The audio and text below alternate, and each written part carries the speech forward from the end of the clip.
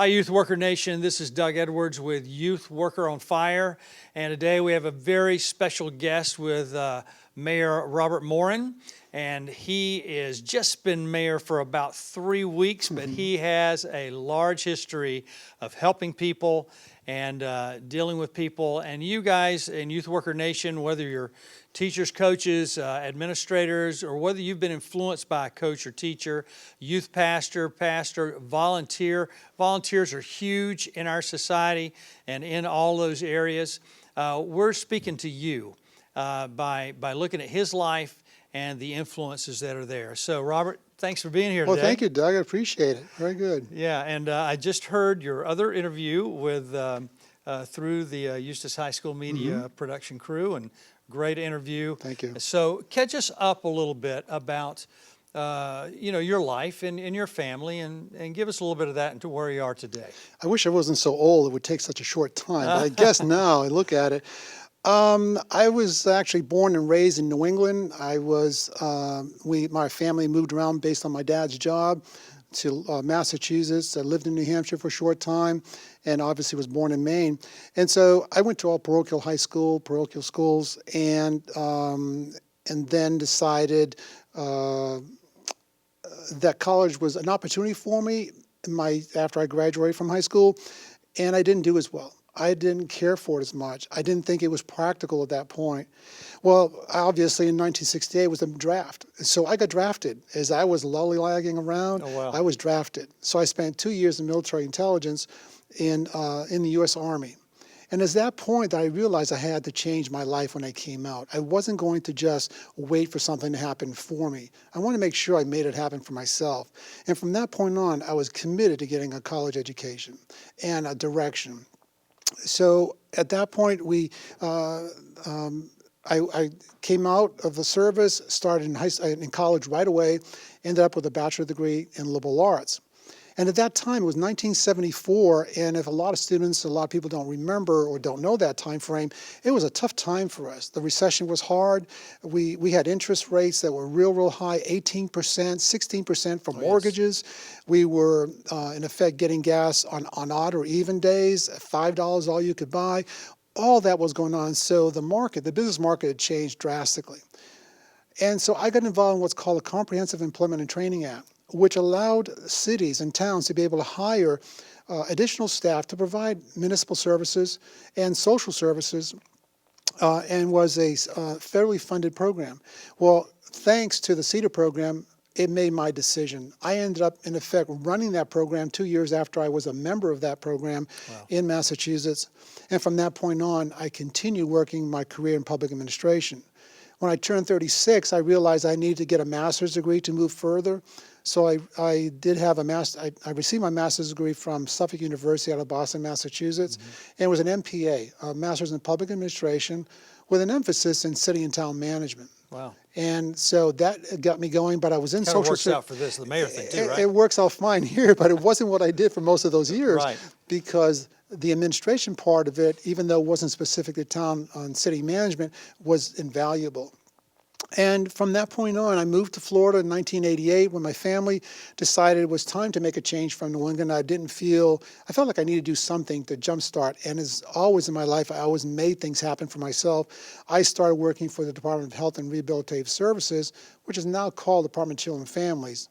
And in that department, I promoted 4 or 5 times, where I actually became a district administrator here for what was called the Department of Children and Families.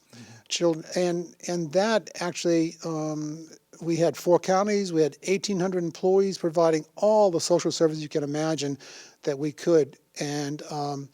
And so I did that for 3 or 4 years here. I did some of that in Punta Gorda, in Fort Myers, Florida. And then for 4 years, I taught at University of Central Florida, where I thought I was going to retire, semi-retire, Wow. And I did 4 years as a public administration instructor for the Department of Public Affairs at University of Central Florida. And I decided I need to get back in operations. I didn't feel comfortable at that point retiring or semi-retiring, so I applied for a position and got a position in Virginia Beach in 2008. Did that for just over 5 years, retired from there, and came here to back to Orlando, where a lot of family live, and we felt comfortable with. And lo and behold, became a realtor in the meantime, because there was always something I needed to do. Yeah. And we were really intrigued with what was going on here in Eustis. We loved the small town feel. We lived in a busy Orlando, and just loved Lake Eustis, the people, the quaintness of the city, the town. It was just so much fun. We decided to buy an old house, and so we're renovating the whole old home. I've been living here since 2013, Yeah. and Wow. just enjoyed it so much. What happens during all that is you get to meet people in the permitting office, you get to meet people at a lot of the community events that are part of city government, and I just thought these folks are great. They were tremendous, and I realized at some point that I needed to still do something else to find out about our community, so I became a substitute teacher. So I taught here mostly in Eustis, Umatilla, Eustis, Kurt Wright Center, and also some Leesburg High School and other schools. And that's where I got a flavor for the city. And I realized, oh my gosh, I still have some work to do. I'm not done. Because I realized from listening to our students in our classroom and watching some of them that not everybody has a game plan. Not everybody's going to go to college. And those folks, those students are sort of looking at what's next for me. And I didn't want them to be like I was, in effect, waiting until I was 27 to make a decision what I wanted to do.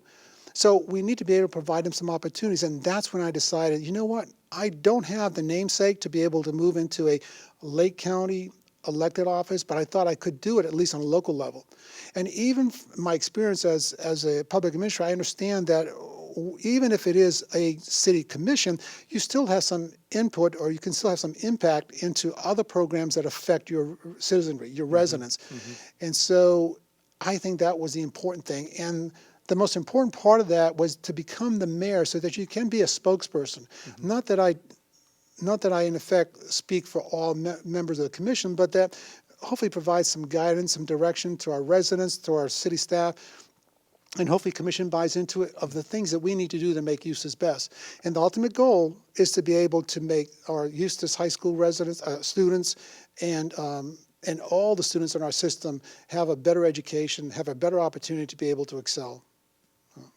Well, and you know probably then a lot about what happens to a good significant, if I can talk today, Sure. significant Please do. group of seniors who graduate. And your son's a senior. I met Right. Caesar while you're being interviewed, and he has a lot of respect for you. That's a big deal. It is. And if you're a parent, you understand that. If you're a teacher, you understand, Coach. And so he has a lot of respect for you, and said some good things about you. That's nice. And so one thing he said is that you love people. Yes, I do. And that even when people get riled up, you have a way of still caring about them. Right. That's a big deal. People don't do that. That's a rare person. Tell me about the influences in your life that got you there. Maybe middle school, high school, college, since that's part of our focus, most of our focus. You know, in my case, it was probably mostly in college. I had two instructors I thought were just dynamic. And they're most difficult instructors. And of course, as students are registering, they say, well, don't take her, don't take him. He's difficult. I didn't. I took them, and I succeeded in those two classes. Those are the two classes that I had. It was Dr. Aronson and Dr. Shively. And it's funny to think about that at this age and still remember what impact they had on me. And it gave me an opportunity to think outside the box, to think about my own situation having come out of the military, and to think about what I could do for the future. And I think those were the people that made a big difference.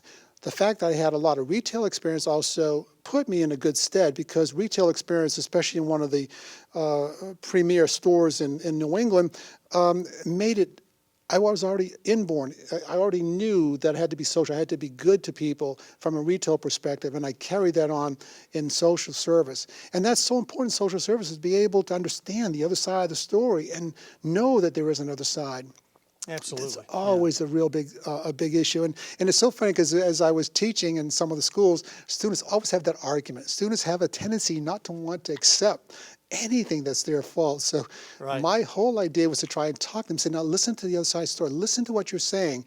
there's a point in time you have to take ownership. And I think that's what a lot of people fail to do, is take ownership of an issue and not look to place blame. And I believe that's what those two instructors, those two professors taught me through their training techniques and just their skill levels, their experience, and their professionalism. Robert, tell me what you wish someone had told your teachers when you grew up.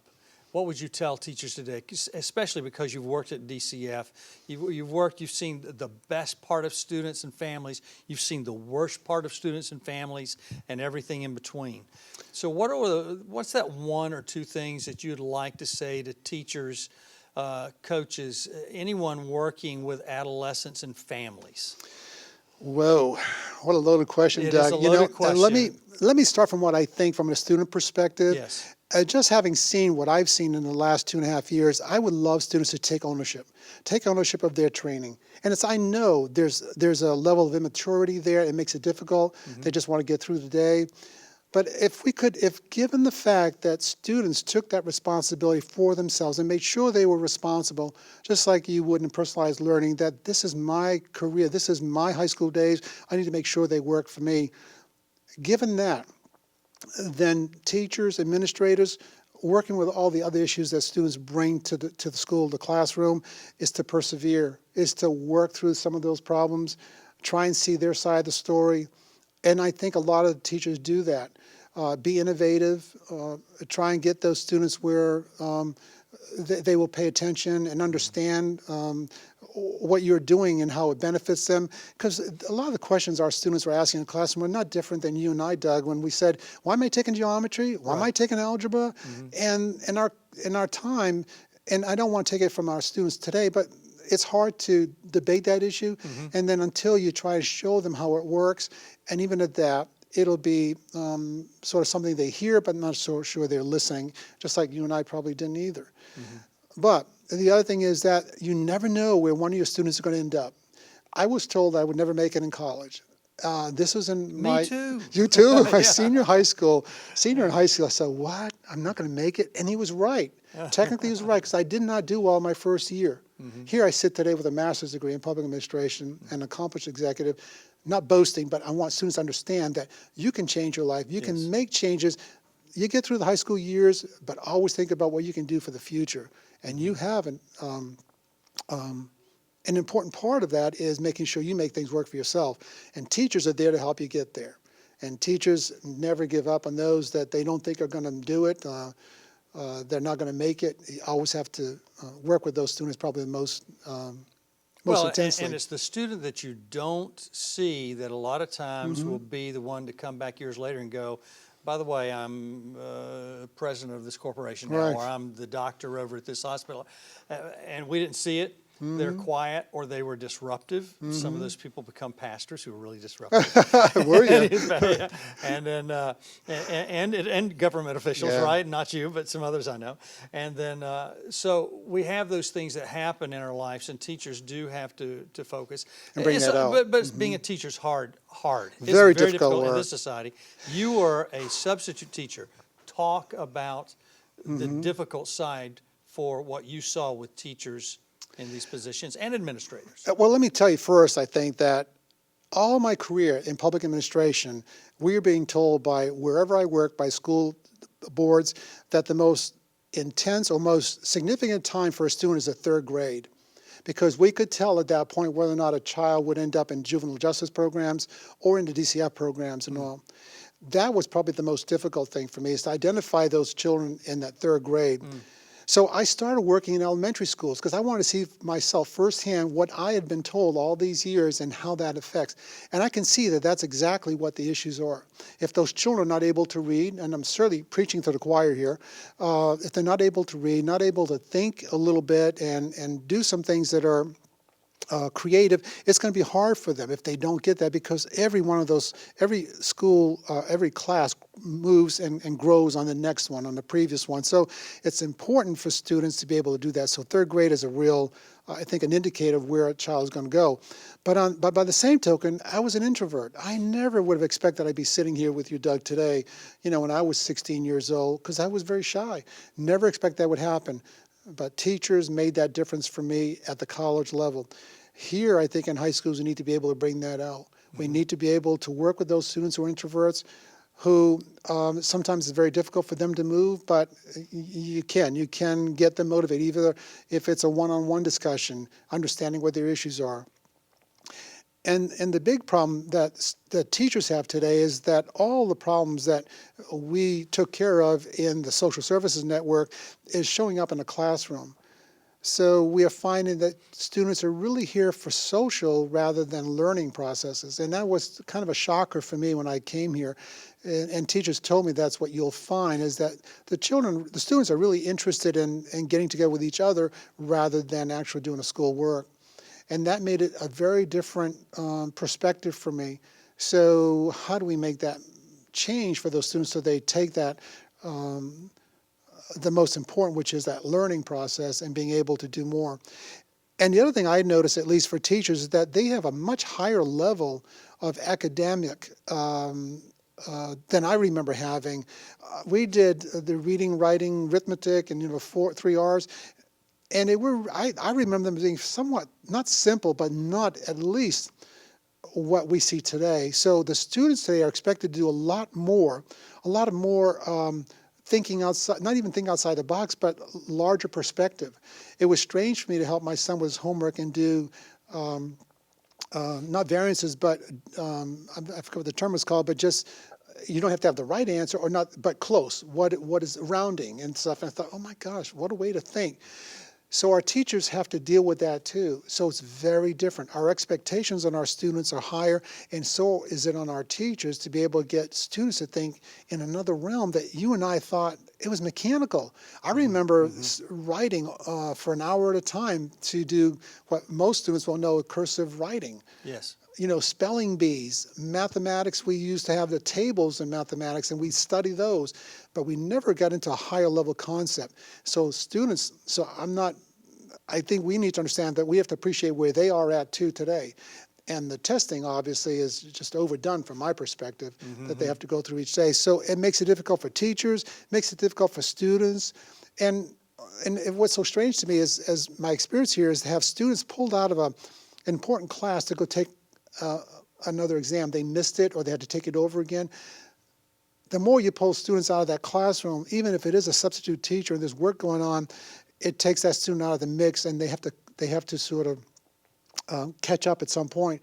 So I think that's an injustice. Somehow we need to figure out how we don't do that as much. There are so many students being pulled out for additional testing. And I think those are the important things that teachers need to remember, and that to get parents on their side, and obviously try and instill in our students that they have some personal responsibility for their education. It's not just us. And please stop the argument about who did what and what. So yeah.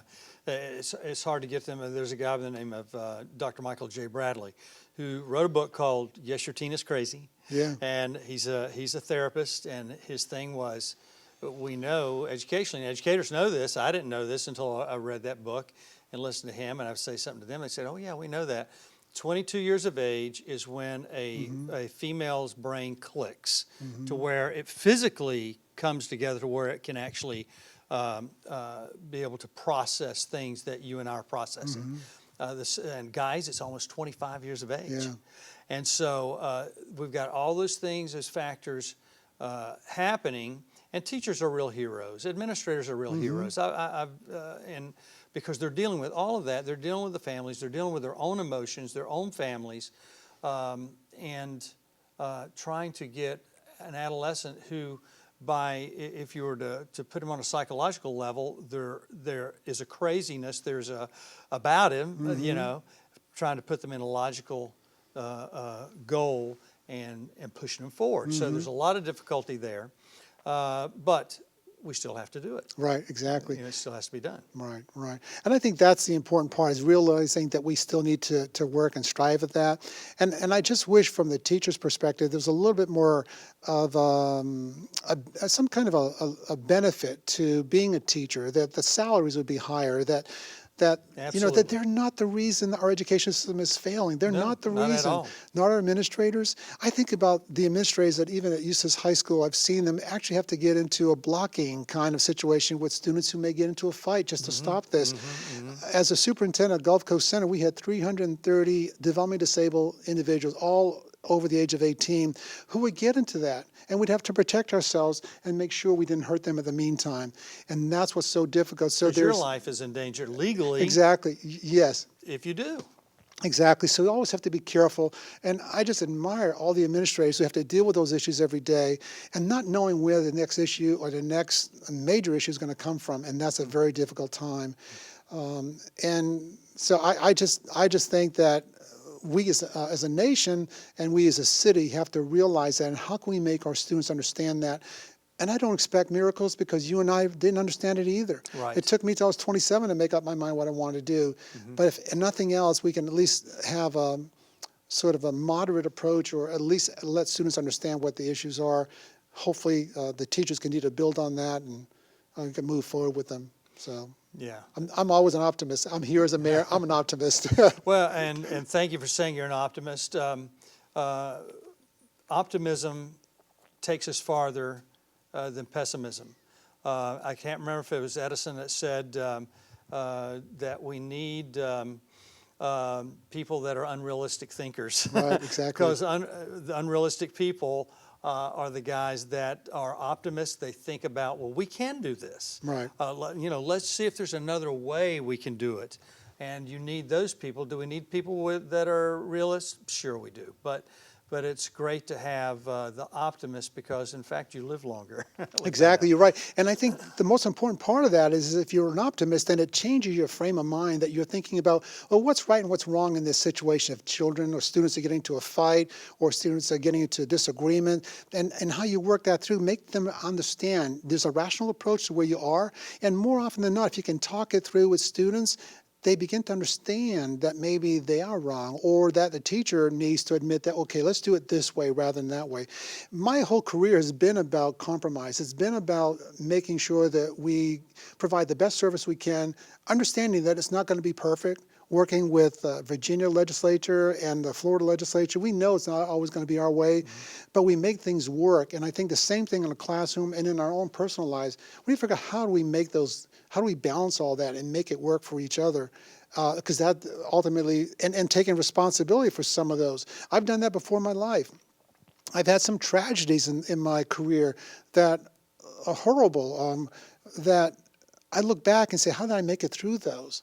Give us one of those, because we talked about that. What is one of your worst moments that you can share? Well, I can share. There was a newspaper. There was two that I can tell you. One, when I was superintendent of Gulf Coast Center in Fort Myers, I was superintendent 7 days, and I was a newbie. I was a new kid on the block who was a troubleshooter, knew that we needed to make changes, and I had a 45-year-old developmentally disabled man who ingested a peanut butter sandwich, just a piece of it, and died. He choked on it. Oh, man. So the press took me through the coals. I mean, they just gave me a tough time, all that, as though I was a new superintendent. I should have avoided. Well, we finally got through all that process. It was unfortunate. 7 days after I got there that we had our first death. And those are the kind of things you have to deal with. And you have to be an optimist to understand, I can get through this personally, and also what do I need to do to change it? There's a clamor out there that we should eliminate peanut butter for folks who love peanut butter. So our staff came up with ideas, and we talked about some ways of curing. And so that problem, so we ended up with peanut butter and jelly sandwiches, so that it's a little bit more liquid.